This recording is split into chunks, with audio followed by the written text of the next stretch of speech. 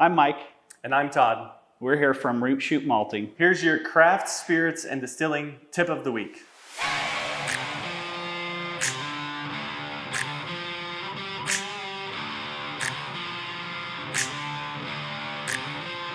The temperature can affect what enzyme package you're actually going to produce through the malting process. So if you have an elevated temperature, you're going to kind of make the grain grow a little bit faster, which you don't typically want in malting because that's going to affect your alpha amylase and also your beta glucan levels and your DP and your extract. It'll affect all of those things. So like here, we take it nice and slow. We do germination as long as possible and we keep our temperatures low. So we're usually around like 60 degrees throughout the whole process. Sometimes we'll lower it even down to like 57 towards the end, and that'll really increase alpha amylase. So depending on what temperature, that's going to affect what enzymes are going to be kind of more dominant in the final product.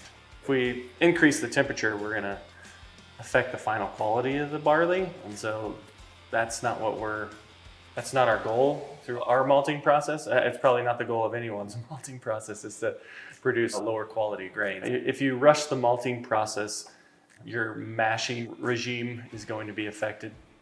So you may end up with like channeling because beta glucan is too high. You might run into more difficult processes in the actual mashing. It might just cause headaches for the actual buyer of the grain. Yeah. If you rush everything and you overgrow the barley, you run into some issues with high fan as a result, and then you have a large amount of green material that's now as part of the malted barley. So you risk running a lot of off flavors as well. So you just want to make sure that everything is really consistent and that you're not going too fast.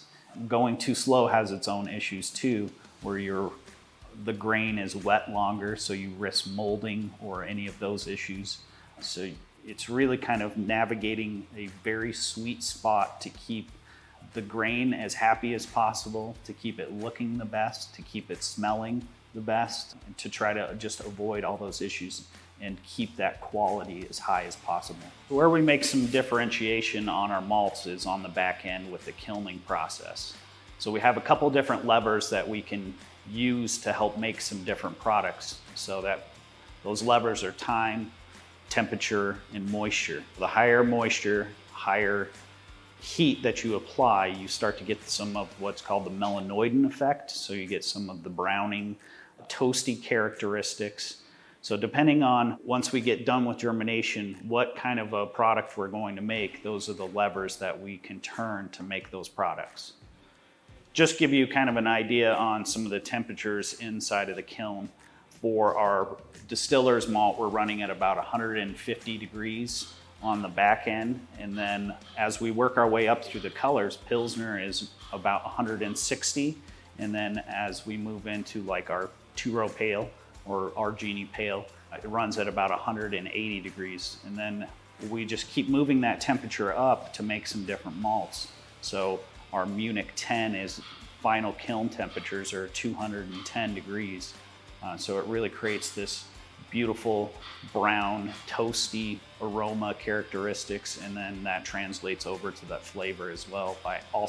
That's how you get the color addition. To learn more about Distiller's Malt, Click the link below.